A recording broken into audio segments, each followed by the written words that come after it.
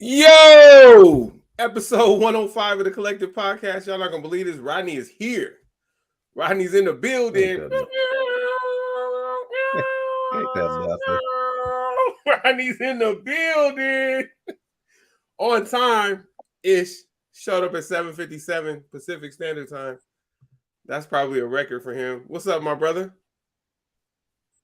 Right.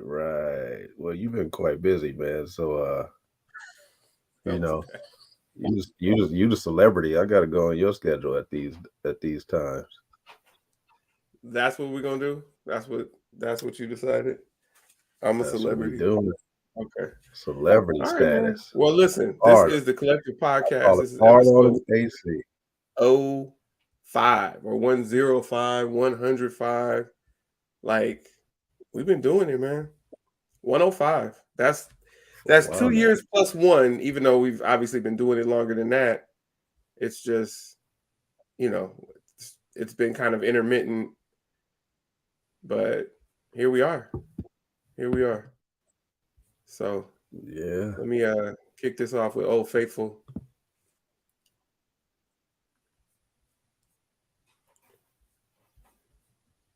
I didn't get that. Oh, try again? Wait a minute. Hey Siri, nobody's talking to you. I'm not sure I understand.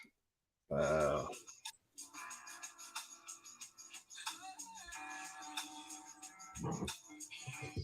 I gotta play it and then stop because we can't go more than 7 seconds. Good morning, Elaine. Let's get into it, Rod. We back. Well, are we back? Like, you gonna be back next week, or you gonna be on hiatus again? Yeah, every week. I'm here. No, don't do that. Don't do that. This when you're ready. Do that.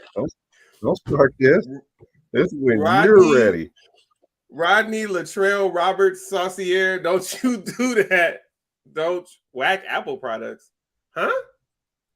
And then you put a picture of an apple? You mean like Apple products like from your apple orchard in your backyard, Elaine? Yeah. The products from your apple orchard are whack. But look at that. Good morning from Elaine. Good morning. I don't know what she's talking about, though. All right, Rod, let's get into it, man. I know that you have a lot to. Yeah, but how is it whack? She was ready. Siri was ready. Like, that's not whack. Anyway. All right, Elaine. What's up? Shout out to Elaine out there in Waco. Elaine's out there in Waco. Shout out to her.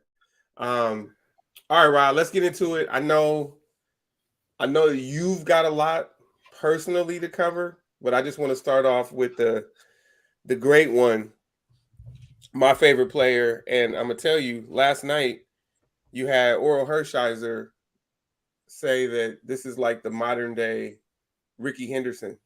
And it's interesting because Rickey Henderson is my favorite player of all time. And Mookie doesn't steal bases like that just because it's not part of his game. He could steal bases. He's not as fast as Rickey, but he could steal, a fraction of those bases, but that's just not part of his game. But last night, 2 home runs, 2 singles, a walk, and a stolen base. So 4 for 4, 3 RBI, a walk, and a stolen base. He had and he did well defensively. He essentially had a perfect game, and they spanked the Yankees.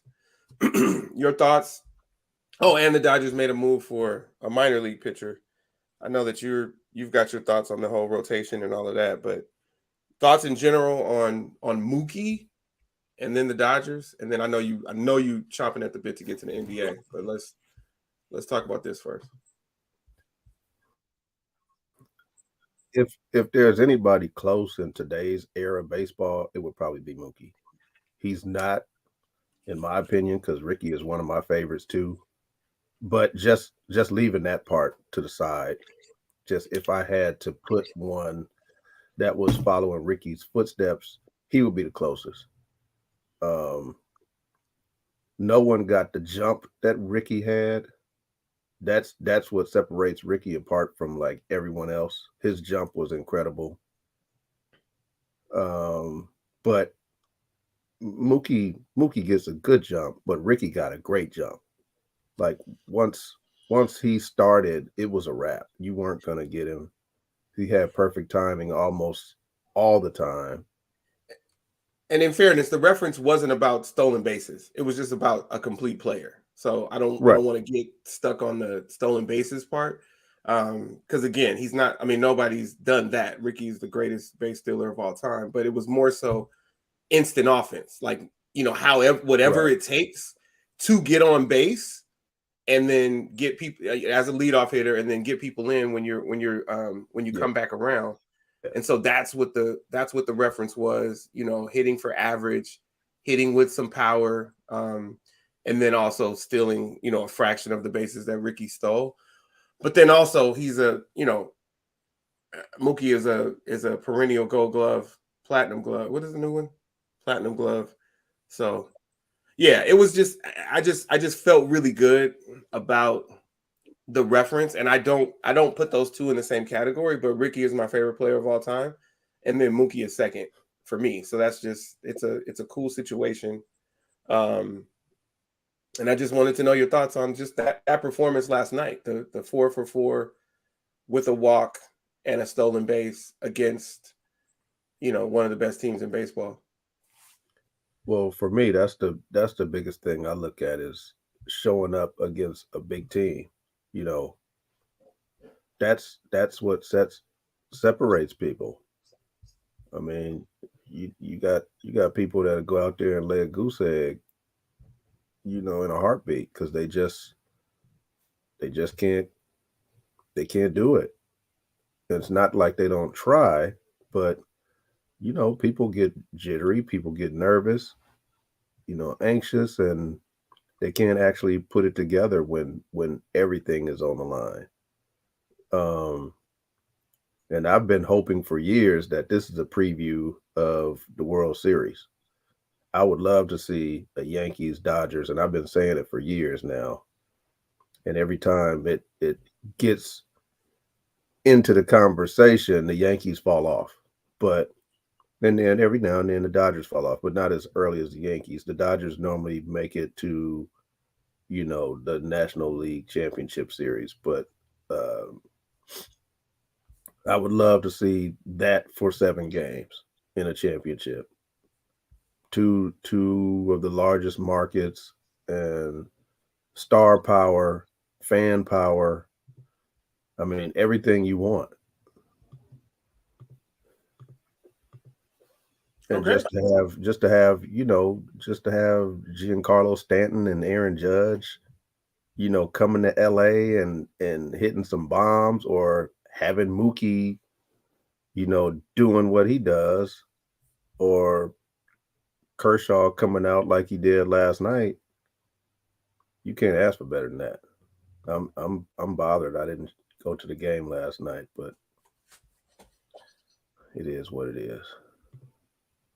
Yeah, that's something that would be something to behold.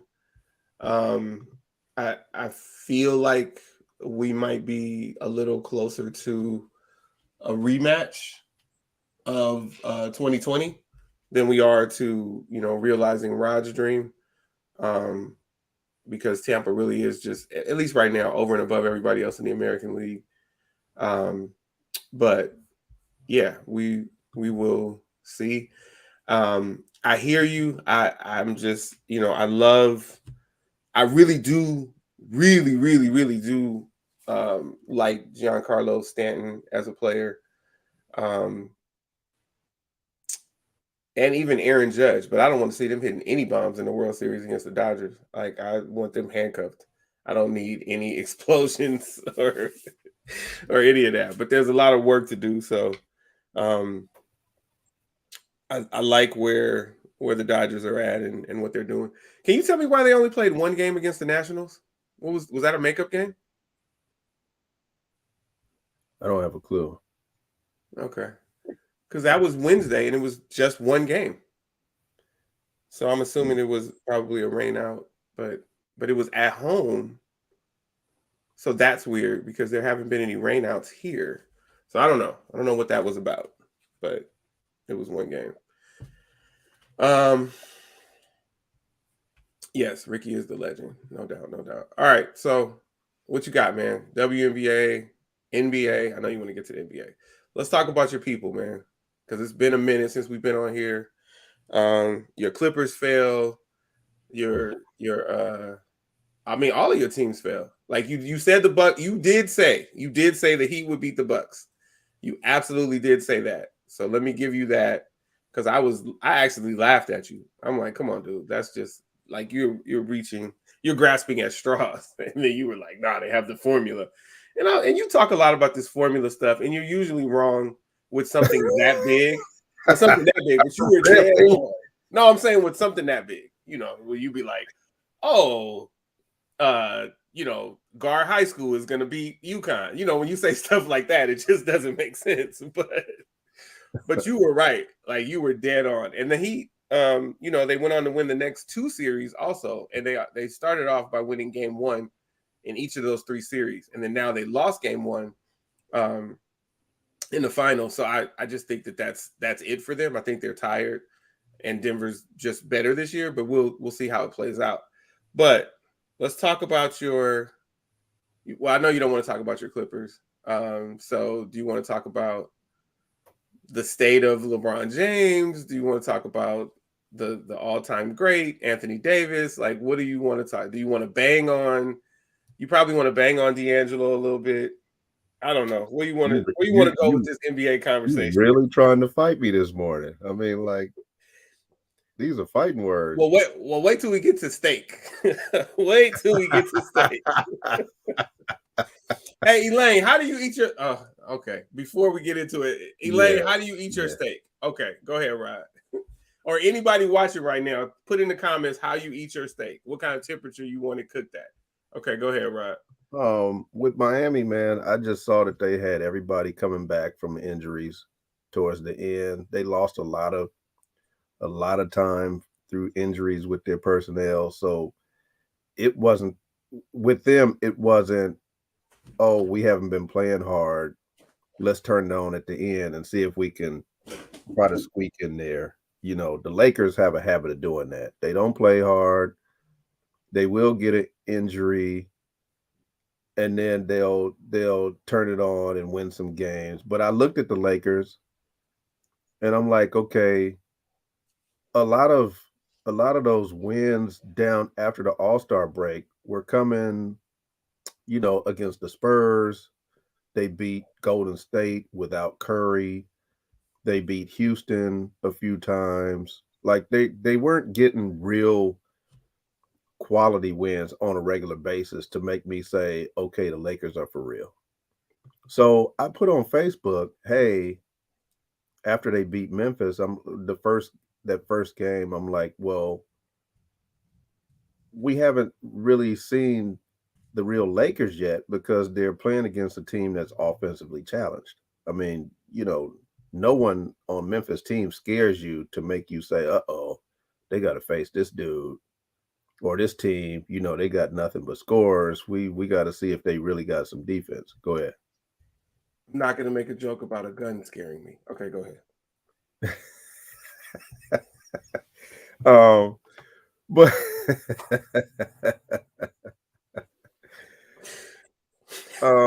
but they hadn't played against a real offense to make all these statements. People were like, oh yeah, the Lakers best team after the All-Star break, they go into the championship. And I'm like, all right, I'm not there yet. I don't see that. And so people told me I was crazy, told me how great LeBron was, and now AD was, killing after the All-Star break, how he had went on this tear for like the last month of the season, which he did. I won't take that away from him. But I felt like something happened, and I don't know what it was. I don't know if someone pulled him aside and say, hey man, if you don't get it together at the end of this year or something, you won't be returning. They're looking to trade you. Something spurred Anthony Davis to where he felt like whatever little nagging injury or whatever bump or bang I get during a game that I'm normally leaving for the rest of the game for, I'm just going to play through it. Because he played through mostly, I mean, he did get bumped and banged and left, but he returned. He didn't leave and then not come back for 6 to 7 weeks or like he normally does. So it seems, and just this is just perception, that someone with some power said something to him and spurred him to play harder. Because LeBron sat some of that time and they were winning. So, with Miami, I saw a team that lost games because of injury. They had those guys coming back, but they had a championship caliber team already. They had, and then they went and signed Kevin Love, so that just added to the mix. Um, I watched the game, the first finals game last night, and they just couldn't play any worse than that. I mean, like they didn't play defense at all. They were mixed up. They didn't know who to rotate to. They Max Struess shot, I think he was 1 for 10 or 0 for 10, and he's one of the best shooters in the league. So I don't see that happening again. I don't see them missing that many shots. Jimmy Butler went back to that hesitant stuff that he does from time to time, which is why I always felt like they could get to the championship, but not necessarily win it, because he gets in these little phases where the whole second quarter of game one, he was passing the ball. And I'm like, you have to put pressure on them, especially when you guys are giving Jamal Murray wide open shots. I mean, he was getting wide open shots. They were running screen and rolls, and then they wouldn't roll to him. They were kind of both players, both defenders going to Jokic. So he was getting wide open jump shots. It comes from lack of communication or whatever the case, or just talking about how we're going to play this. Like, hey, if they come this way, you switch, I got them, or whatever. And these teams switch way too easy. They don't allow the defender to go through his where there's a defender against a ball handler and a screener and his defender. They don't allow the second defender to slip through and stay on his man. They just switch. So then you end up with Jimmy Butler guarding Jokic, and you end up with Bam Adebayo guarding Jamal Murray. That's not going to work. And that's around the league, and I hate it. I know they want to switch everything because they basically play zone in the NBA now. But that's how you end up with a really good player shooting against a peon, because you're switching now, and now you have your better defender on that matchup now guarding someone else. So I've said it before, like back in the day, and I hate to keep saying back in the day, but it's the only thing I can really use. When there was illegal defense, and that's the key, when there was illegal defense, they didn't do all this switching. And players like Michael Jordan had to see Ricky Pierce all night long. He didn't get the benefit of saying, "Oh, I'm gonna just switch to Nate McMillan, and you get Ricky Pierce, and where he gets the night off." No, he had to follow that dude everywhere. He had to fight through screens. He had to roll and do what he had to do to stay in front of him. These players, there's a lack of defense. Because they switch everything, and so you get a really good player who's got a really good defender on them getting switched to a bad defender, and then they get wide open shots, and then we start yelling, "Oh, they're the best shooters in the league." And I'm not taking a shot at Curry when I say that, but with this new style of play, there are a lot of holes where you can really get much easier shots than you could in previous eras. and they have this narrative about Jokic all of a sudden being an all-time great. I mean, like that's bothering me. It's bothering me. And you knew this rant was coming, but it's bothering me. Listen, we only Um, have you for so long, and you could talk about whatever you want to talk about. So, brother, get into it. there Um, he's basically averaging a triple double. When you look at the way their system is set up, he brings the ball up the floor. They start their play at the top of the circle for him, and they run a offense with back cuts, with backdoor cuts. So it's kind of like that old Princeton style where you have the center high and you let your guards, back cut and come off for jump shots. mhm. So yes, the other day when they played in game one, he started high. He dumps the ball down to Aaron Gordon, who they were posting up. They let post up small guards for like the first 10 possessions. And Jokic already had like 6 assists in the first quarter just from dumping the ball in there and allowing him to go one on one and get a layup. And is it an assist? Yes, it's an assist.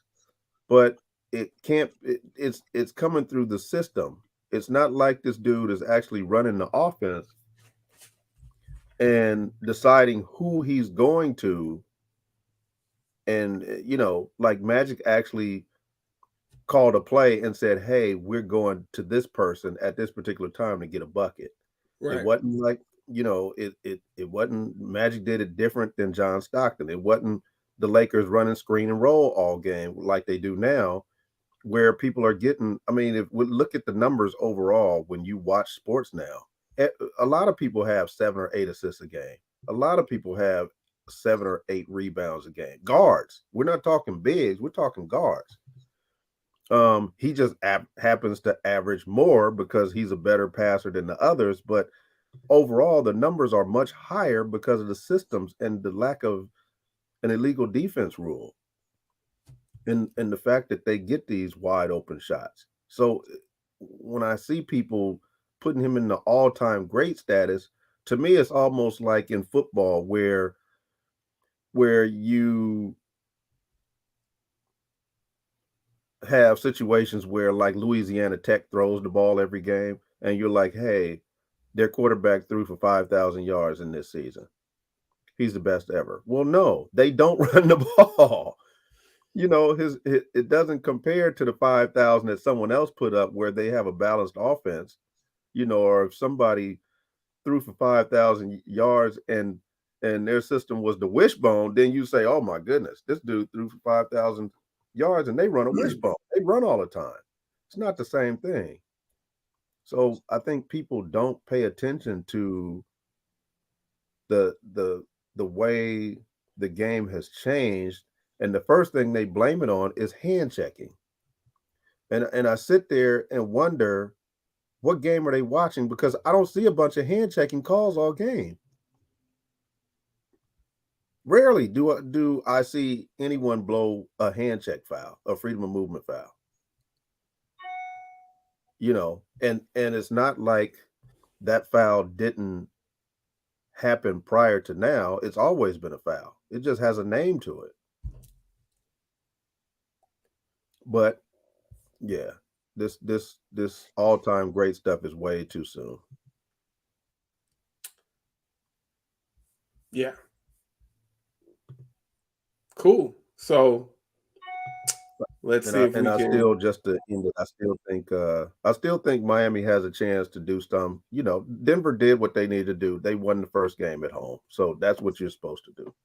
So for me, I didn't see them do anything to where they look unbeatable. I just think Miami played very sloppy and very terrible. And it wasn't actually to Denver's defense. They just played terrible. Okay. Very well then. So you said okay. So you did think they could wait. You didn't think they would beat Boston, but you said if they did, they would fall to the Lakers. But then the Lakers didn't get through. So what are your thoughts? What is going to happen? I hear you that you think it's possible, but do you think it's going to happen, or what? Like, what are your My, thoughts? my honest opinion, That's all I I ever think want from you, and right. especially when we get to the state conversation. Well, Go ahead. you've been knowing me long enough to know that when I say that, there's a thought behind it that I probably won't express publicly. But I think Denver will win it for some reasons. Okay, Yeah, so yeah, so going back to it, Max Struess was 0 for 10. Well, Bam Adebayo looked like an all-time great, at least with his numbers. right. Um, you know, he was so efficient. I know that's Rod's favorite word in basketball. 26 and 13 with 5 assists, but he was -6. Um, yeah, their whole starting five. No, Gabe Vincent was a 0. So he was the most efficient starter as far as plus or minus. Damn, their highest plus or minus was Kyle Lowry, and he was at 2, +2. Hmm. So I hear you, but every single player on that team got outplayed except for Kyle Lowry.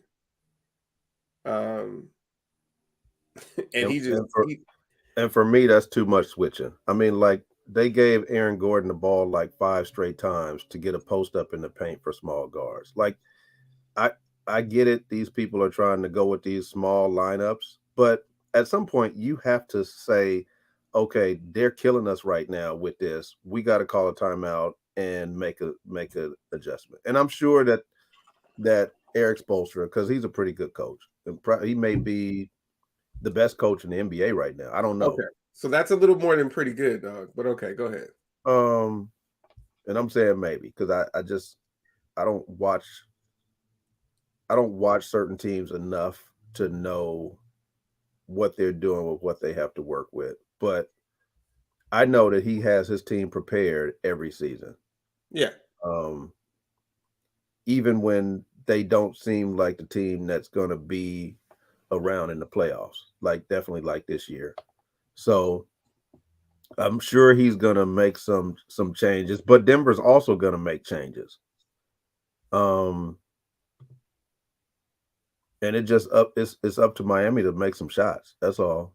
I think they would have had a better chance if so many players didn't get injured. You know, they lost Oladipo for the rest of the season.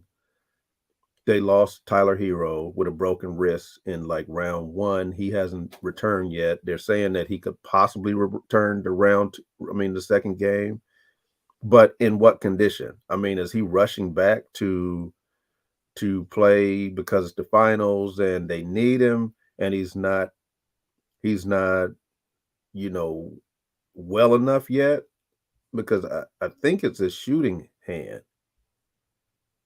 Um, but he's missed practice time, he's missed game flow time. You know, you have to get your timing back and all that kind of stuff. And it's an adjustment. So I don't know how ready he is when it comes to stuff like that. And then you had Jimmy Butler twist his ankle in the last round, and he's not been able because they've gone through the whole stretch of 7 games. He hasn't been able to rest it and let it heal. Vincent twisted his ankles in the previous round, and I don't know how much he's healed. So you have a lot of players at the same position, which tells you how deep they are injured. You know, to where mobility is a concern, not necessarily because they can't play, but because they can't move laterally enough to stay in front of people. Um, so that's the key. You know, how much will Tyler Hero play if he plays? Will he be the Tyler Hero that balls, or will he be the Tyler Hero that's coming back from injury that's just kind of out there like a decoy? That can determine the whole series. I got you. Okay, so for me, I hear you. I hear that they play bad, that whole thing. Because those other guards are too small to kind of do what they do. You can't hear me? You can't hear me? Yes. Oh, you doing that Yep. Rodney thing. You doing the Rodney thing where you just okay. No, the camera was going in and out, but yeah, I can hear you. Yeah, like I need you to use your sensory function, your ears, and stop worrying about the camera. Like he's like, I can hear you, but I can't see you, so I'm gonna ignore you. Um, so I'll just say this: I hear you, but it means something that you're down 17. No matter how bad you played, it means something that you're down 17 at the half and 21 through 3 when everybody was playing. And so I don't really count the 10-point run in the fourth quarter. And so I'm just saying that 21-point cushion through 3 quarters, it's a tall task for Miami to make up even by playing better. Because you say they played bad, but they did shoot 40%. And so I mean that's not terrible considering that they took a lot of threes. And Too the many. one max was over 10. What'd you say? Too many threes. Well, I mean, they're Way 3 points too- from the team, though. So Yes, but that even by those standards, that's way too many when you're missing shots. At some point you have to say, "Hey, our shots are not falling right now. We have to get to the basket and try to draw some fouls or something." You can't just continually sit out there and just jack up threes and you don't make any. and to that point, because now you touched on something else. I, I mean, we'll see what happens. But again, that's the Miami's first time trailing in a series. So that's the first thing. It's their first time this playoffs trailing in a series, and they shot 2 free throws the whole game. Um, 2. So we know that some people will just have a really tough night shooting, and they find a way to get to the bat, or they find a way to go to the hole and get fouled. Like see the ball go in the basket, right? Mhm. So you make a free throw, and then maybe your game changes. I just feel like they just didn't have any answers that night. But yeah, they will make adjustments. They will play better, but I don't know if it's enough. For me, and this is just me, I think they looked hopeless through 3 quarters. And again, I'm not counting the fourth quarter because Jokic was the only one that played for Denver, and none of the starters played for Miami. So it was really it was garbage time. It's what we call garbage time, right? And so if you want to find hope in the fact that Jokic was on the court and Miami outscored them by 10 in the fourth, that's something. But overall, I just felt like Miami looked hopeless. And so it would be good to see them with some hope and see what they can do with it. But I don't know. I like Eric Spoelstra. I love Pat Riley. I don't necessarily care about any of the Heat players. So that's really an interesting take. But yeah, we'll see. I like Kyle Lowry. We'll see what happens. Yes. Yeah, Yep. and Elaine's letting you know what she feels they need to do. Damn, you bring up a good Boston. Did you want to talk at all about Boston in that series or anything? I Yeah, know you man. have I some mean, thoughts on like Marcus Smart. they got decisions to. Well, you know how I feel about that. I mean, Well, tell us all. I said it years ago. Marcus Smart should be traded, and I hate to say that because I like Marcus Smart, but I just think he does too much because he lets his ego get in the way and feels like I've been here the longest. This is my team. So I got to take the last shot. I got to do this. I got to do that. And normally they get in trouble when he does that. He doesn't necessarily run the offense. There's questions about whether they should re-sign Jaylen Brown. There are no questions. There are no questions. If they don't, Well, a lot of people sign are Jaylen saying, well, Brown. can they coexist? Can he and Jason Tatum coexist? And I'm like, well, why is that a question when they've been Yes. to the conference finals like 5 times together? And they're both very young. Like and my question with those kind of things, with that kind of talk is always, who's out there that's an upgrade better to what you have? If you don't have an upgrade, why switch? There's no reason to switch when something is working. Now, if there's an upgrade out there and you say, hey, we can get somebody better than Jaylen Brown, then that's different.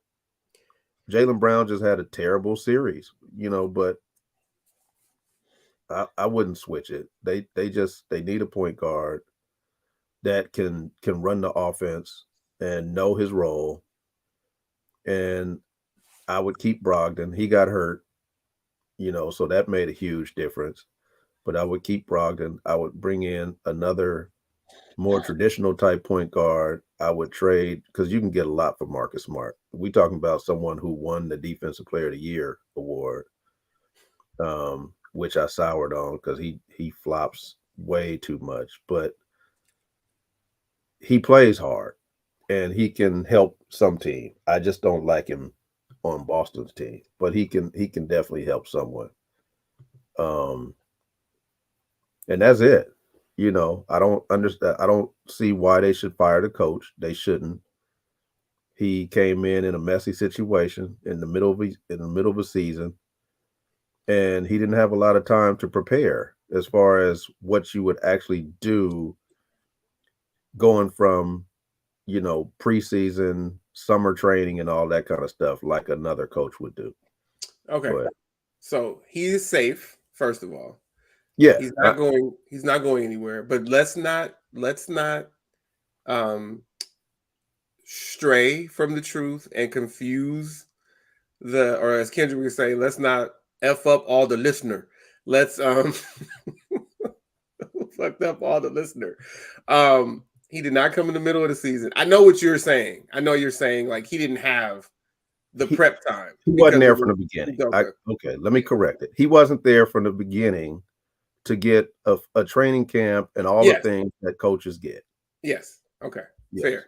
And he is safe.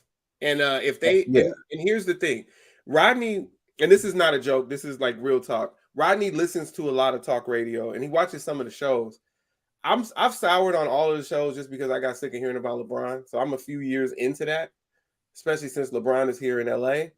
But I don't hear these things that Rodney hears. But it's interesting to talk to him, and people are actually talking about Jaylen Brown being gone. That's nuts. Why in the hell? Yeah, he was on Boston staff, Elaine. Why in the hell would? Yeah, well, to Elaine's point, he was on the staff, but you might not have agreed with the email, so you got to come up with your own system and that whole thing. But yeah, he was on Boston staff. It's ludicrous to think about Jaylen Brown being gone. And when we talk about these proposed upgrades, these supposed upgrades that are proposed, we talk about upgrades right, that didn't work. And we can swirl around the name Kevin Durant, say what you want about the Golden State stuff, but I think now y'all see the common denominator there. In all of those, the common denominators and all those championships, the common denominators was not Kevin Durant. But when you look at the upgrades, or when Kevin Durant was an upgrade in Brooklyn, in Phoenix, it doesn't mean anything unless it means something, right? So to Rodney's point, unless it's an upgrade, why look at it? And I go further and say, even if you think it's an upgrade, why are you messing with that? There is chemistry there. There is hella chemistry there. And if you feel like the outlier is Marcus Smart, if you feel like Marcus Smart is what we call a disruptor. Now, we call it that when we're officiating games, but he might be a disruptor in your locker room. He might be a disruptor on the court, especially if people see it the way that Rodney sees it, in that Marcus Smart feels a way if he's not taking that final shot, if he's not able to be the one to change the complexion of the game when things are not going right. That makes him a disruptor, if that is true what Rodney is saying. So figure that out and figure out a couple of other little pieces. But Jaylen Brown is one of the two people in your core, like your serious core, that should be an untouchable. That's just my thought on it. And by the way, don't take my advice, Boston, because you're Boston. Please don't listen to me. Please trade everybody and just be the who should they be? I can't even beat them. The Vancouver Grizzlies. Go back to Vancouver, right? I don't want Boston to win, but I feel like they will make the right decisions, especially with Jaylen Brown. And I mean, I hope they don't, but they should. So my thought. Then yeah. Wait. Elaine said it. I couldn't care less. Don't like Boston. Yes. Right. All right, go ahead, Rod. And then there's the talk with Golden State, what they should do with their roster and that whole thing. Klay Thompson is going to be a free agent. Draymond Green's going to be a free agent. And those are staples to the team. Do you bring them back? Of course, they want a pay raise. I think their window has closed. You only have a window for a championship for so long unless you infuse an upgrade or some young talent who can really bring it. And I just don't see it. I think their window is closed, and I think you got to start looking to rebuild. You thought their window was closed last year when they won the championship. So no, I didn't think their window was closed. They took a couple years off, Rod. Don't do that. Come on, man. They look like a shell. AC, they look like a shell themselves right now. Come on, let's not start. Rodney, they look the same. Klay Thompson, as much as I love, and I'm a huge Klay Thompson fan, but he was scoring. But the injuries are ruining his game. He's having too many games in single digits.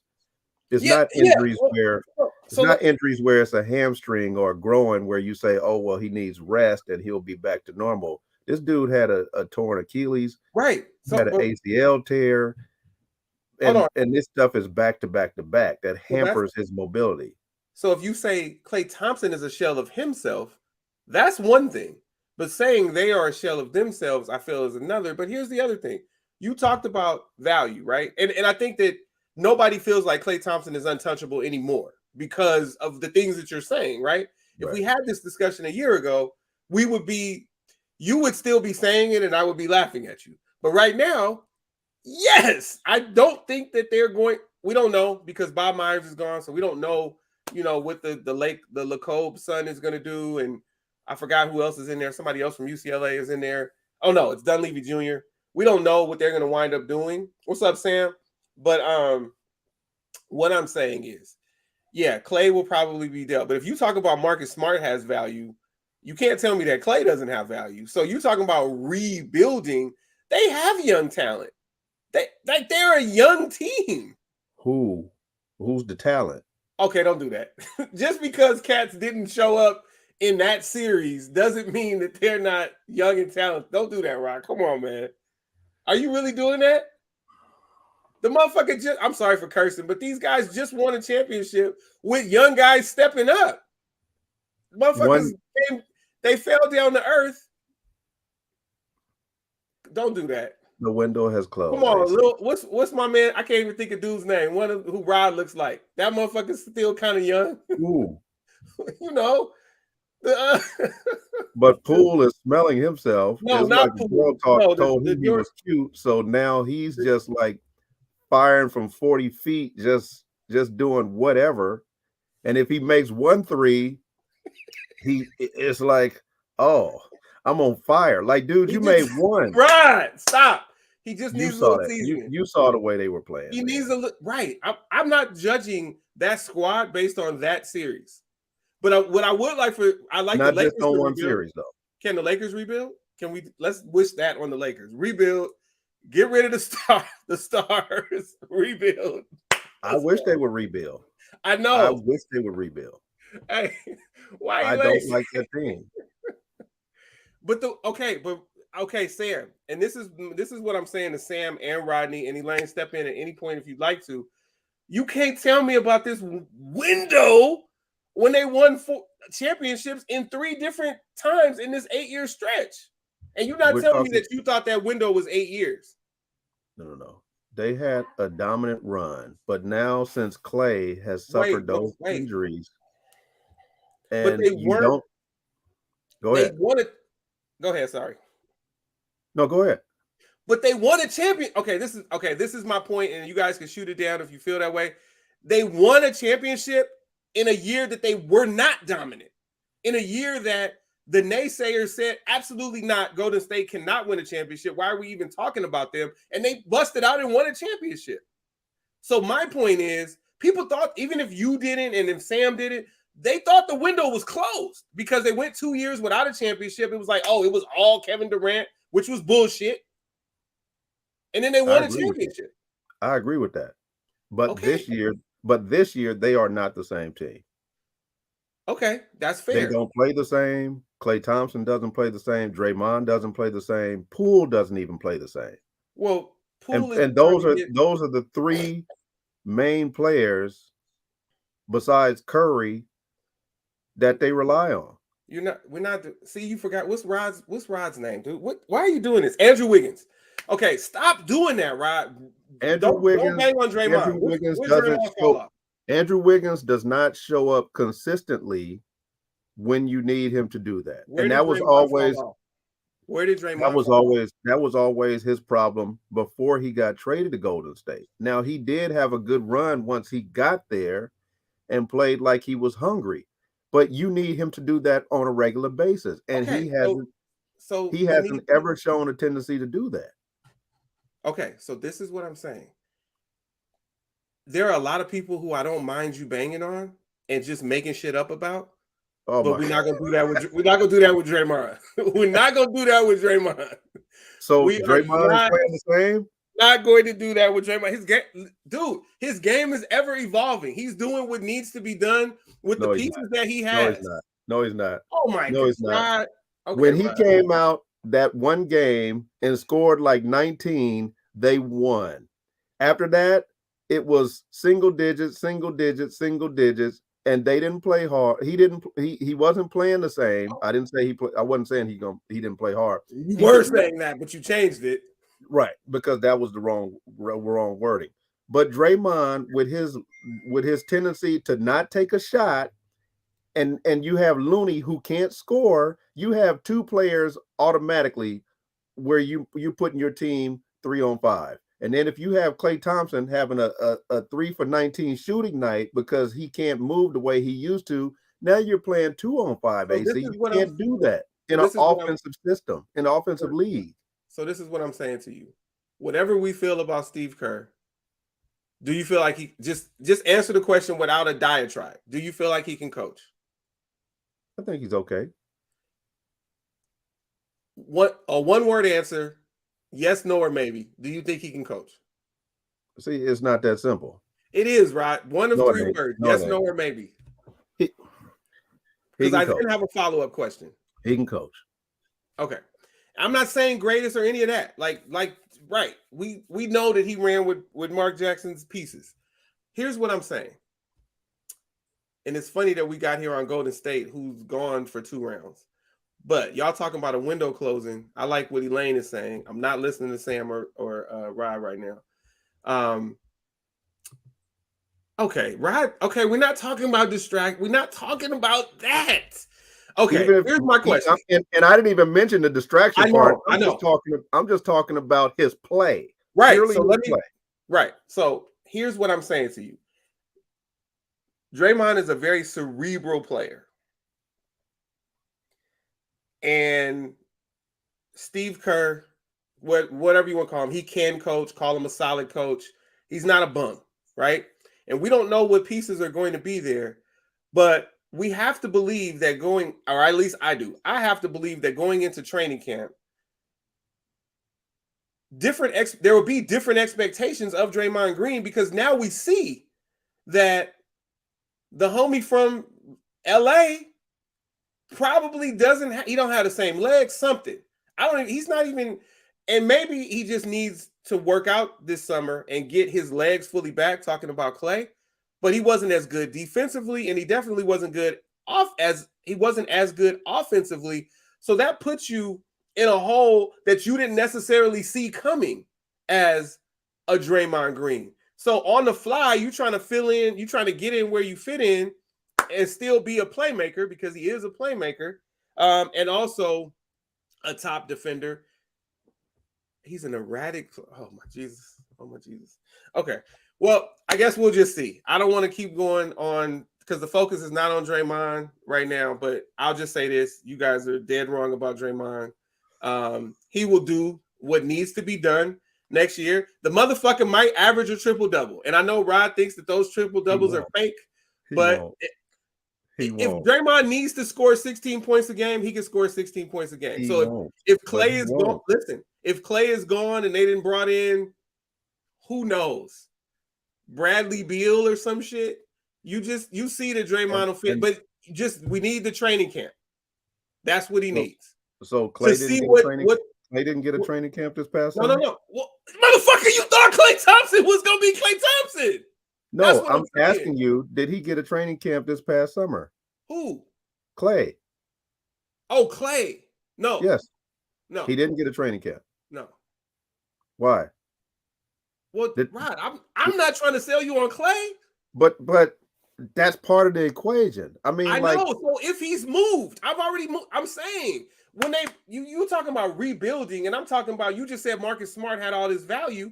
Clay has value. No, I didn't say all this value now, because that when you say it like that, it makes it seem like his value is high. Right. I said that he can bring value to a team. I didn't say all this value like the dude was a systematic player. Now. Let me remind you of how we heard it. This is what we heard. Or you. So what we heard was what you heard. No, listen. What we heard was Sam, we're not family anymore. And he's not talking to me. Get him, Sam. So this is what you say, Elaine? Exactly. So this is what Elaine and I heard. Marcus Smart is not a good fit for Boston, and he will be a good fit for someone, but he is extremely valuable on the market. That's what we heard. Yes, you then said he's not a fit for everybody. Well, okay. Fair enough. That's just what we heard, though. But okay. No.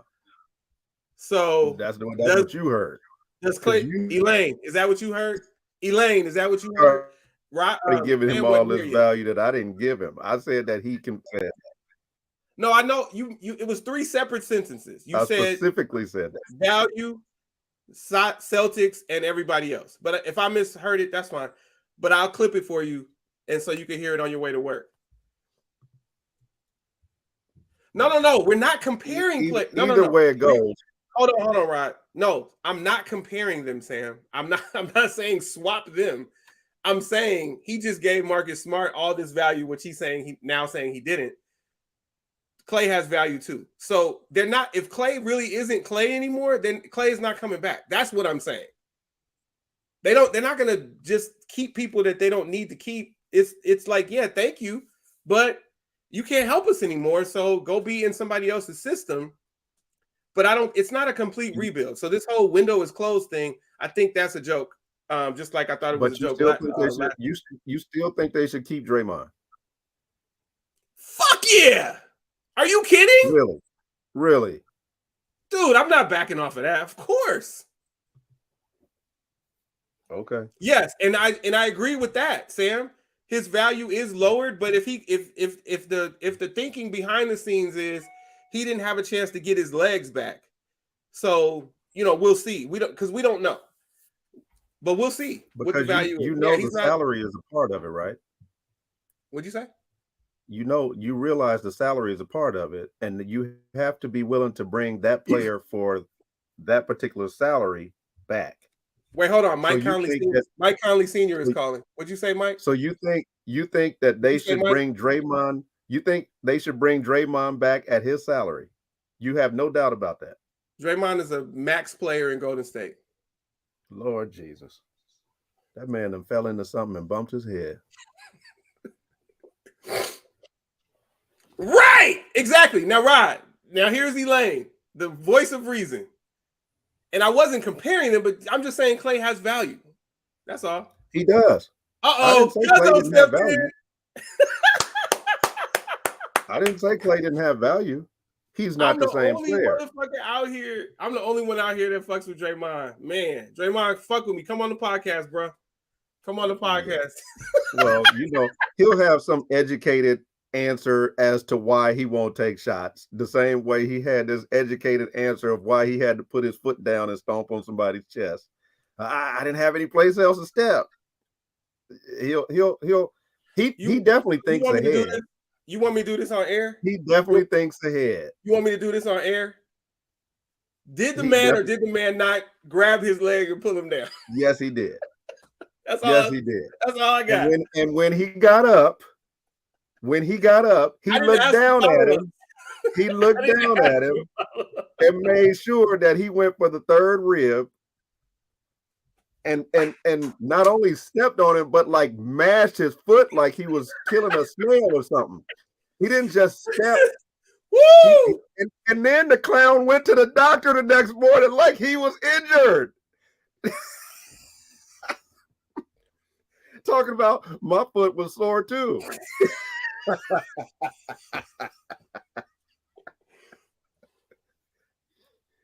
Come on, man. So listen, when you start doing stuff like that, it's time to go. So you're hurting your team. Like the antics, and I get a lot of times, and I'm gonna say this, a lot of times when Draymond is fussing about something, a lot of times he has legitimate gripe. A lot of times, not every time, but a lot of times he just doesn't handle it the right way. Not every time, but a lot of times he has legitimate gripe on the floor. I just watched when he picked up I just watched game 1 when they played the Lakers the day before yesterday. Exactly, Elaine. Exactly. He was just trying not to trip. Like a 17-year-old college girl in a dorm. He lost his balance on that dude so hard. Like, get him. Like the roach could fly. Oh my goodness. We love y'all. Shout out to Sam, Elaine, and Cuzzo downfields. Go ahead, Rod. Yeah, but you can't have too many offensive liabilities on the floor at the same time in an offensive league. It won't work, and especially for what they're paying. No, he's not. Now, Sam, if you could, show me a clip, Sam. Go ahead, Rod. Sorry. And I heard Steve Kerr said after the punch with Poole, the team chemistry was lost. Like they never recovered from that. And if that's the case, they either have to find a way to fix that over on the off season, or one of them has to move. Do you move Poole, who's younger, or do you move Draymond? So here's my response to that. Luckily, we don't believe everything of what anybody says. And that starts with Kerr said that. I know. And I don't give a fuck Kerr. I know I just talked about him being a good coach. Okay.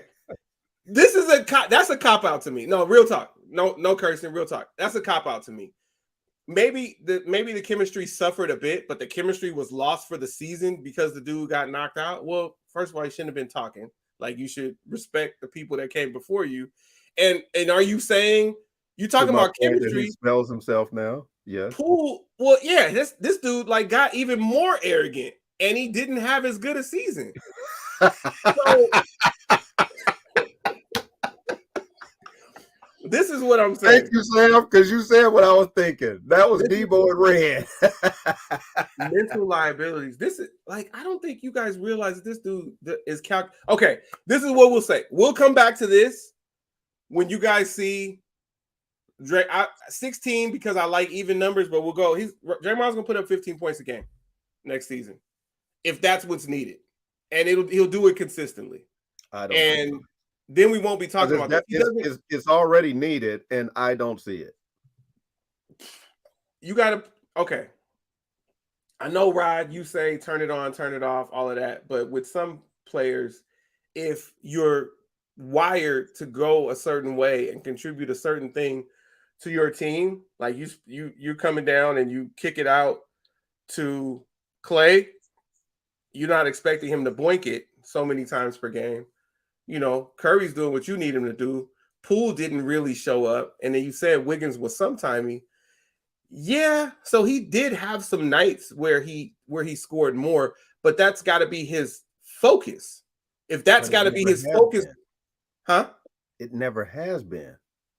If that's got to be his focus going forward, it will be. That's what I'm saying to you, right? Okay. You're saying for Draymond, not Wiggins. Yeah. Wiggins. I'm talking about Draymond. Yeah.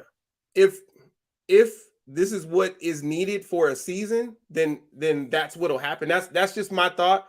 I could be wrong, but I believe that Draymond is one of the, I think he's one of the most intelligent players in the league, and he makes bad decisions. So I'm saying that. I'm not saying that any of the antics are cool. And sometimes I look at him like, damn, why, dude? You fueling Rodney's fire. I'll be standing up for you and you fueling Rodney's fire. But I do believe he'll be back with the Warriors. I do believe he'll be a max player unless he takes less to give some of that to somebody else. But I don't think Clay will be back. And shout out to Clay. I don't think he'll be back. I'm praying that LeBron is not back, just to switch reels for a second. Praying. I'm not really praying, but please don't come back, LeBron. He's already said it. Huh? He's already said he's coming back. Oh. Well, luckily I didn't pray, but I really wanted him to be back.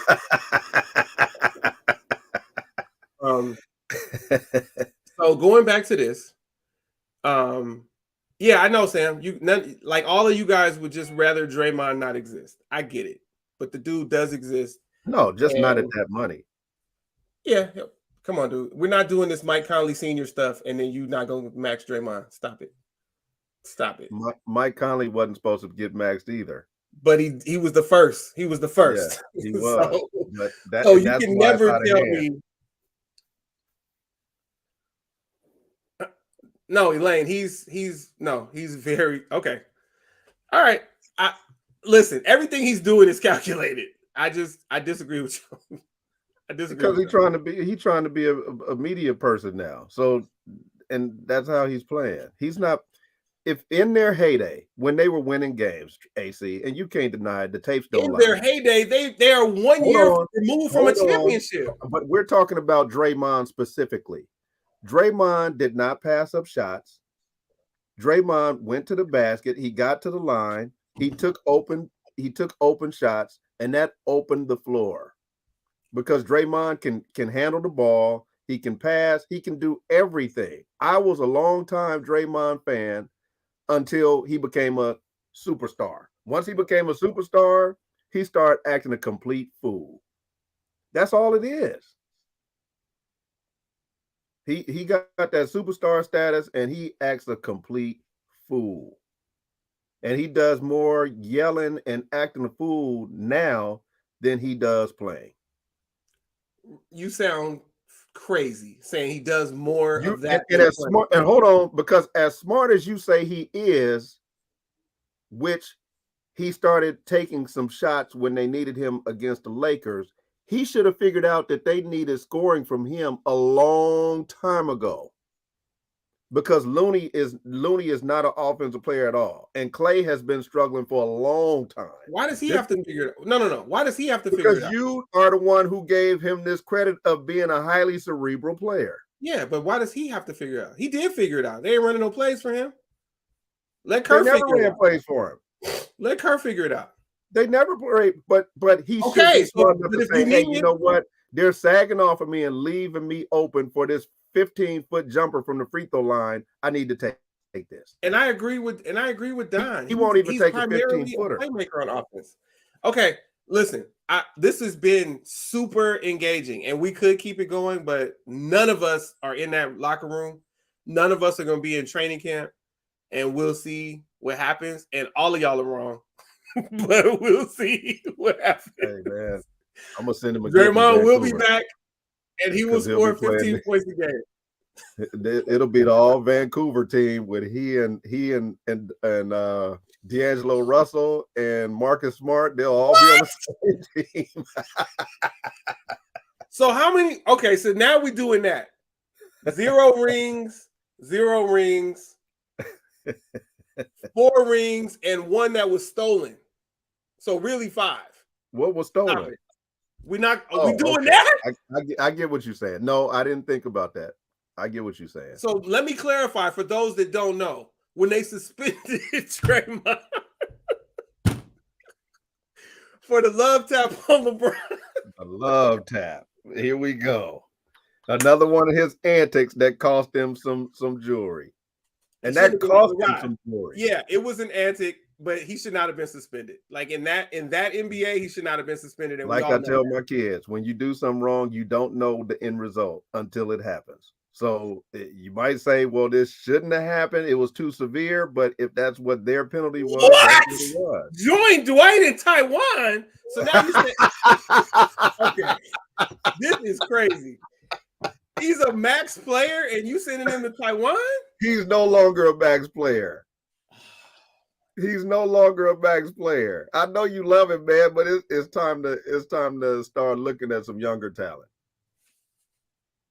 You're gonna have to start looking at some younger like talent. Head Case Poole, who's like 20. No. Heck no. He's 20. And guess what? And guess what? You're not as good as you thought you are. As good as you thought you were. He needs some seasoning though. If Poole keeps on doing what he's doing, somebody's gonna try to knock him out again.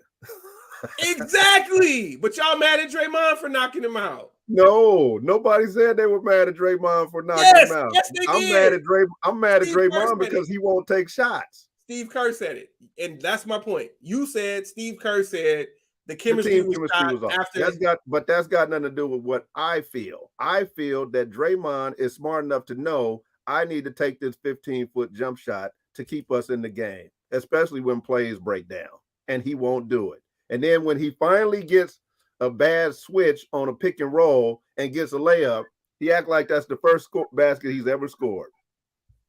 What? Okay. The tapes don't lie. Now, we can start pulling stuff up when he makes a shot. Pull it up. Okay. Pull it up.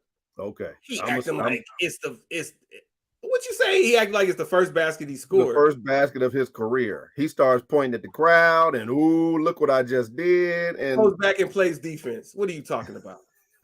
Defensive player of the year. You talking crazy over there. No, he's the best defender of all time. Let him tell it.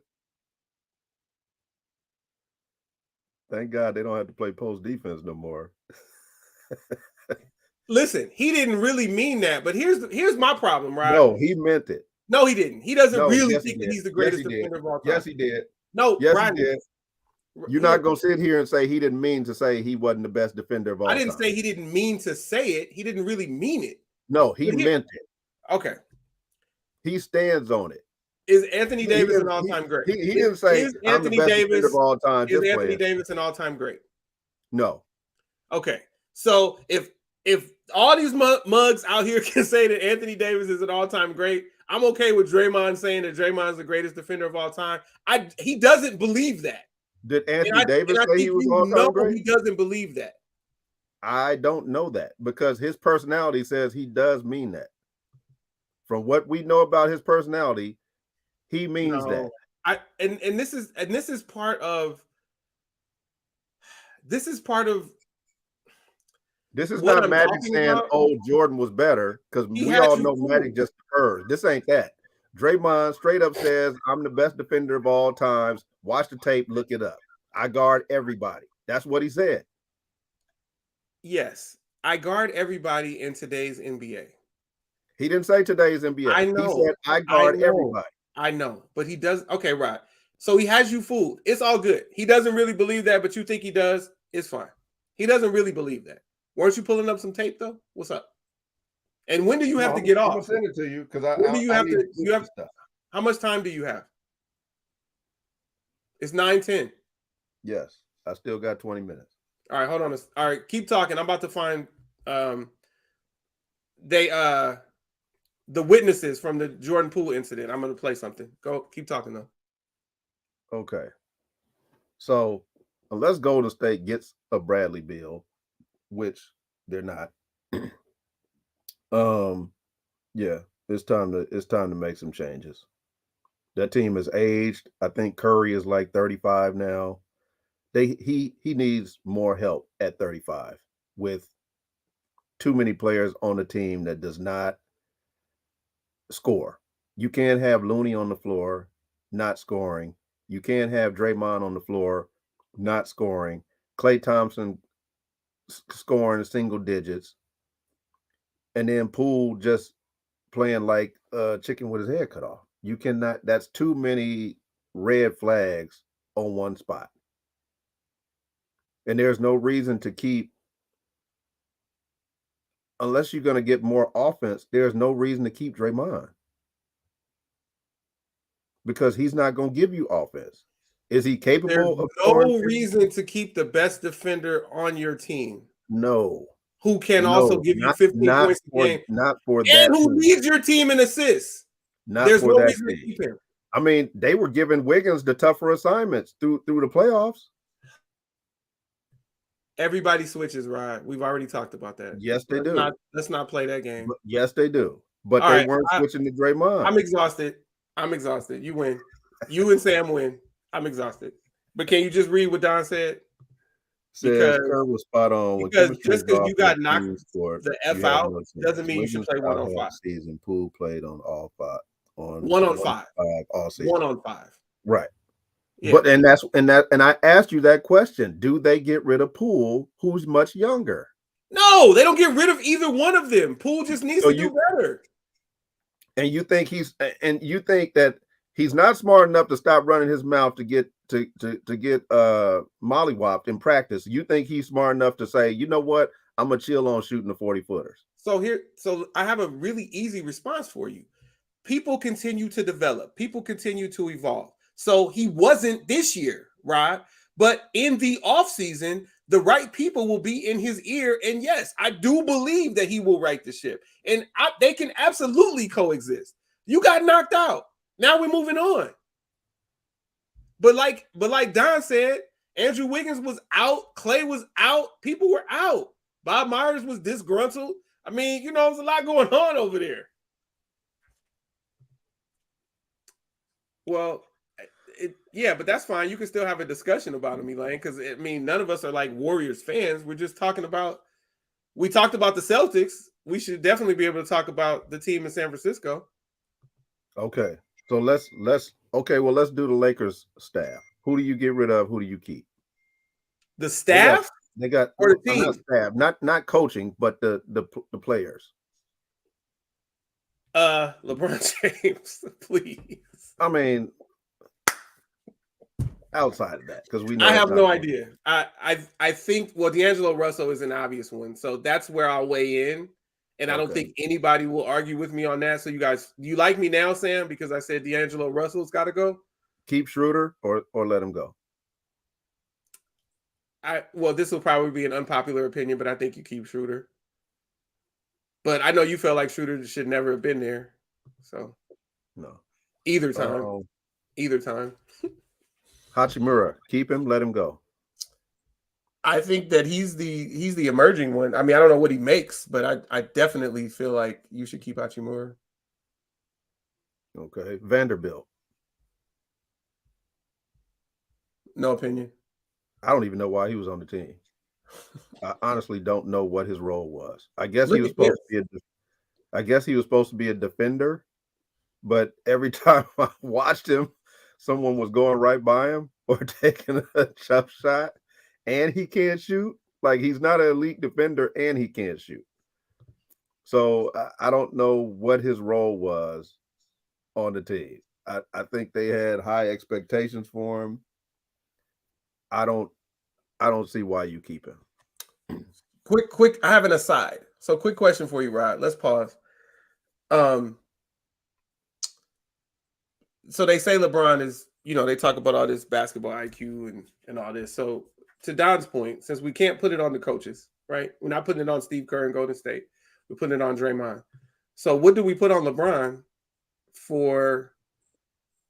That's okay. I'm not going to do it. All right. So we know they're keeping what's his name? I'll say it because Reed.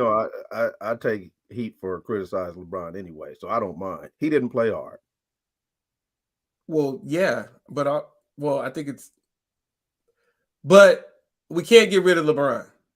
But No. we just gonna throw Draymond away.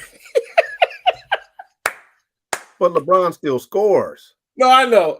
I'm just, they're not the same. I know. No. I just If want Draymond, if you are right and Draymond says, hey, you know what, I'm gonna go score 16 to 18 a game 15. 15. I'm on even the record 15. 15. Even if you say 15, if he's gonna give that every night and play defense, by all means, keep him. But Maximum. he won't. But I don't believe he will because he hasn't the last few seasons been willing to shoot. And now, with the team getting less and less offense from other players, there's no reason to try to hang on to him. Yeah, get as much value as you can from him and start making changes. So to Sam's incorrect point, when I am correct, we will revisit this topic. Yes, Sam, we will. But Rod, you say shooting less for the last few seasons, and I know sometimes when you say few, you mean two. They did have more offense from other places when he was doing less offensively when they won the championship. Shit was raining down from everywhere. But let's go back to the Lakers. What are we doing? What are we doing with the Lakers? I say you pretty much get rid of everybody you can, not named LeBron. There's no reason to keep AD when he has one good game and then comes back with if I can only depend on my superstar who's supposed to be the best player on the team to give me a good game every other game, then you're not a superstar. Superstars bring it every night. Bring what they bring every night. Whether it's shooting, whether it's whatever it is they bring to the game, that's what they bring nightly. They don't say, well, ooh, I scored 38 this night, so next game I give you 7. No, that's not how it goes. That's not how it goes. But then overall, when you get down to the end of the year average, yeah, I averaged 25. Yeah, but because you scored 50 once a week, and then the other games you scored 8, 9. Yeah. You know, you putting it, but overall, did you have a good season? No. Like the numbers, and I tell people this all the time, the numbers, you can look at the numbers, but they can be misleading. So I don't like to hear people say, oh man, he had 28. Well, when did that 28 come? Well, like there were so many games that LeBron had. There was a game where LeBron had 40, but he had like 30, 31, I think, at halftime, and scored 9 for the rest of the game. And no, people were like, no, he had 30 and he finished at 37. Something like that. And I'm like, he refused to people were like, oh, he's tired. I'm like, no, he refused to take a shot in the second half. Not because he was tired, because with these players that's supposed to be super cerebral, you can look to find an easier shot. LeBron has had this willingness over the course of his career where he does not want to get in the post and get an easy shot. We saw Jordan do it. We saw Magic do it. We saw Kobe do it. They all had a post game where when they didn't feel like being out there on the perimeter trying to pound somebody, they went in the post, got a shot. And the one thing that I like about Jimmy Butler that I don't like about LeBron is that Jimmy Butler, when he posts a guard, he will hold the ball in the post until he absolutely has to give it up. As soon as you watch LeBron post up, as soon as a help defender takes one step, he's already given the ball up. Like he does not want to shoot it. And Are there any no pressure. Okay. Are there any in the league though, Elaine? Where do you find a true center today? And to Don's point, where does the center come from? And Rod, let's not get stuck on LeBron because you want to keep him. So you say get rid of everybody else? Well, I know that they're not gonna get rid of LeBron. Right. Well, obviously. So yeah, but they're also not gonna get rid of. But they're I also don't not going to get rid say of we'll Davis. get rid of LeBron, but But they're not going to get rid of Davis, so that's unrealistic too. So let's well, not. I don't know about that. I don't know about that. They You don't should. know about that? They should. Well, they should start over, but they're not going to get rid of LeBron or Anthony Davis or Reeves. No, because everybody made Reeves a hero. Yeah, Um, he became a fan favorite. So I don't know. JaVale McGee is available. He's And small though. I would definitely take JaVale back. I would definitely take JaVale back. Yeah. Because Gabriel and all those other people, like, why keep them on the roster and you're not going to play them? Tristan Thompson, they signed him. I'm like, okay, they getting ready to work him in so he can be a big contributor in the playoffs. Left him on the bench, and then only put him in desperation. So Sam, yes, he's a max player, and he's one of the 75 greatest players of all time, and he's an all-time great. So I guess everyone would pick up that contract, huh? I think they are. I think they are, but who knows? What do you think, Rod? You think they're gonna do something, try to get Kyrie? I think they'll try. I think they would try, but what I know, no. Kyrie does more bad than good. He had a solid season last year after he just decided to be quiet and play.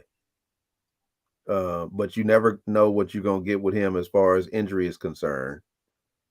Or, I don't know. He may be hanging with Cedric Ceballos at Lake Havasu and just taking off for 2 weeks and not telling everybody where he's going. What did Cedric Ceballos do to you in 2023? Listen, I know Tammy, his sister Tammy is probably watching. Tammy, he's not trying to bang on Cedric, but why are you bringing Cedric Ceballos up in 2023? I'm just messing with you, man. But I agree with Elaine. Van Fleet would probably be a good option for the Lakers. Like from the beginning, when they were putting those rosters together with the Lakers, I said that they should have gone after what's his name, the Spurs point guard who ended up signing with Brooklyn. And he did well with Brooklyn. He just didn't have the players who were supposed to be the key pieces stepping up. These rosters are going to be a trip this year.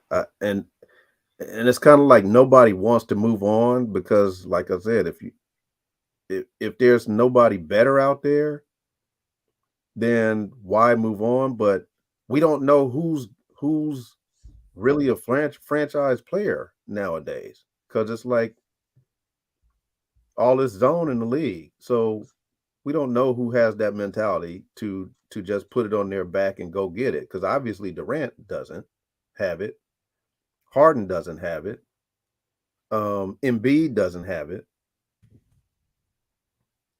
So I don't know.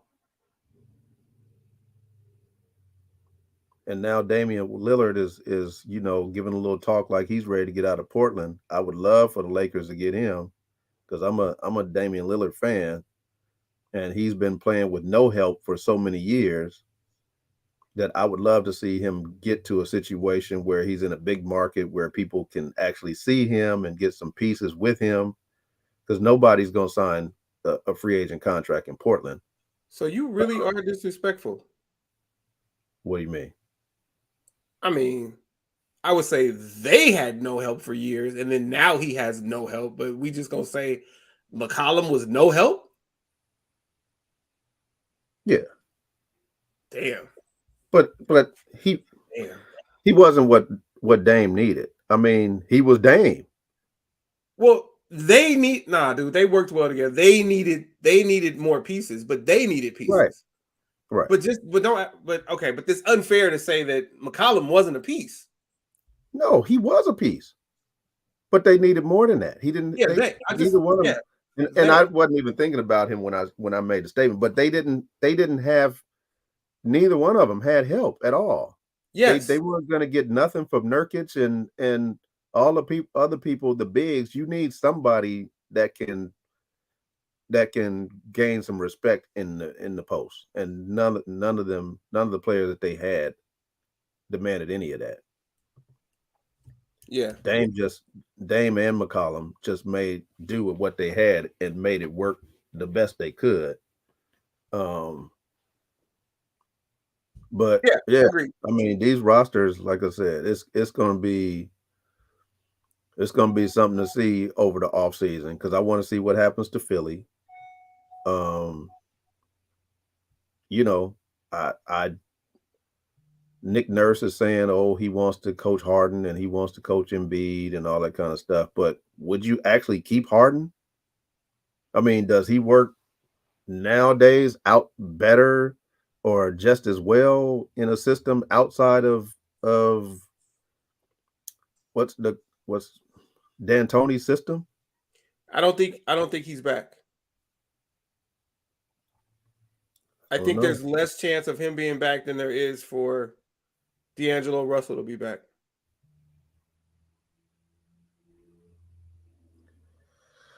I don't know, but I want to see what these GMs do with these rosters, because they're not getting it done. And a lot of these now you got, I mean, even with Nick Nurse, like I don't see what he's going to do to change Philadelphia.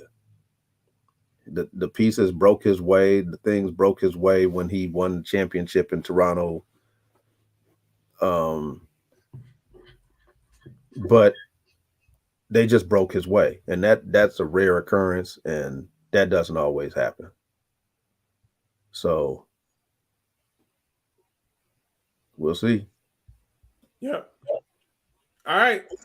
Hold on. Let's see what Sam said, and then we're gonna go to the closeout. Yeah, exactly, Sam. He's trying to return to Houston. He definitely doesn't want to be back in Philly, and I don't think that Doc being gone improves those chances at all. I don't either. All right, go ahead and close out, Rod. Well, glad we got a chance to get this one in, man. With this work schedule and sports schedule, it was tough for us this past, I guess you could say, since the beginning of the year. We just been ongoing. Um, and then I had a little health scare about a month ago, so I just been kind of laying low, not doing much. Thought I woke up, thought I was having a heart attack, like 3 o'clock in the morning. Went to the emergency room. They kept me for a couple of days. Tested me for a heart attack, tested me for blood clots and different things that they thought could be the issue. They didn't find anything, um, which is good and bad, because now I got to try to figure out what was causing the issues that I was having. Um, Knowing would have been like, okay, now that we know the issue, we can fix it. But not knowing and saying that we didn't find anything, that my blood pressure was good, that everything else was good, it's kind of can be kind of scary sometimes, because you just don't know what it is. Elaine, trust me, I tried to push as much gas out as I could. um, but that's the thing, when you get over 50, things different things feel the same. You don't know gas from a heartburn, from a heart attack. You just got to get up and go do what you need to do, to make sure nothing is serious. So with that, I enjoyed myself on a cruise to the Bahamas last week. I was thinking maybe it could be stress related, because I had to meet so many deadlines a couple weeks ago, and it could have been that. I don't know, but I took a much needed vacation, so I'm recharged. I'm good. Actually worked a basketball game the other day for the first time in months, and felt good. Wind was good. Back on my diet with low sugar, so I'm good so far. Appreciate it, Sam, and just enjoying the family, man. Getting ready to spend some time with the kids and see how it goes.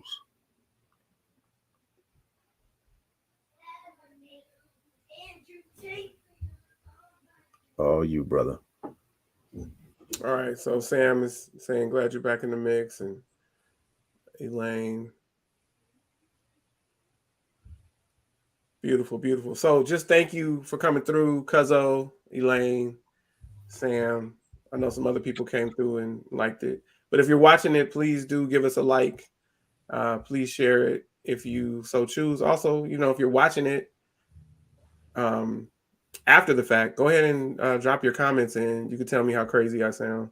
But I'll be vindicated next year when he's not only the defensive player of the year, but first team All-Star.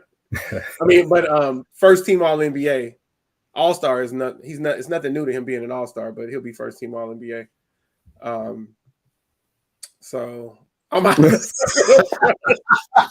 all because of Draymond. That's tough. That's tough. All because of my thoughts on Draymond. Like, I think that we should be hilarious. We should be able, right? We should be able to speak our minds. Sam, don't you usually leave early? We should be able to speak our minds. Thank you, Elaine. And I should be able to have an opinion. I should be able to dissent from the popular opinion. That's what I do, man. I spent 23 years as a baseball fan somewhere else, just because that's just what I do sometimes. But you're only here to support Rod. Damn, this is big, man. This is big. Over Draymond Green. This is crazy. Over Draymond Green. Shout out to Dre. That's cool, Sam. You'll be back. I love you, Sam. So you're still in my circle of trust. I trust you immensely. I even trust your opinion. I even trust your opinion on Draymond. I don't agree with it, but I still love you. So, I know that you'll be back on my team. But listen, I like Ross said, I'm so happy that he found the time to make time for the podcast. He's been had a lot of stuff going on, and he finally got back. And hey, dude, Sam, you had 23 years to address that. I was literally a fan for 23 years. I followed Pedro and didn't leave until they said "C'est la vie, Mookie." But look, I'm happy to be back. I'm happy Rod. I didn't like doing it by myself, so I'm happy that Rod kind of prioritizing it right now. I think he was going through withdrawal, so hopefully he has a rhythm now, and he wants to do it. Be serious. And he wants to do it weekly. We got to keep talking about the NBA Finals. The NBA Finals may be over by next Saturday, so we're gonna have to talk about how that series went. We'll talk next week about how the Dodgers Yankees went, and Rod will probably revisit the idea of them being in a World Series. But listen, hug your loved ones if you can, kiss your loved ones if you can. If not, send it through virtually or over the phone. I marvel every day at the fact that I have a daughter. My 5-year-old daughter, Kayla, who is just the light of my life. And, we become closer every day. And I don't see her every day because, I have her half the time, but we'll get on FaceTime. And, I don't know. I just didn't know that this kind of bond existed. I mean, I was always pretty close to my mom, but I didn't think that it's just different. And all of y'all have, all of y'all here right now have kids and have had kids for a long time. But all of my friends have kids. I was the last one. Trey was super late, and then I was later than Trey. And it's she means the world to me. And, my family members mean the world to me too. And then my friends. So shout out to all of you guys who are real friends. And my cousin, Don, doubles as both, my ace and my cousin. So that's one that's a differentiator. So So he's on both sides of the fence. And so, yeah, I just care about you guys. And, shout out to my niece / second cousin, Don's daughter, had her prom last Saturday. So she had her champagne party. She looked absolutely adorable and beautiful and elegant and all of that. And it was just a nice event leading up to her prom. So shout out to Olivia Fields. And shout out to y'all for coming through. We appreciate you. Shout out to Elaine. Shout out to Jewel. We appreciate you all for coming through, whether you come through live or you're listening to it on the DSPs or you're watching it again on Facebook or YouTube or LinkedIn. Thank you.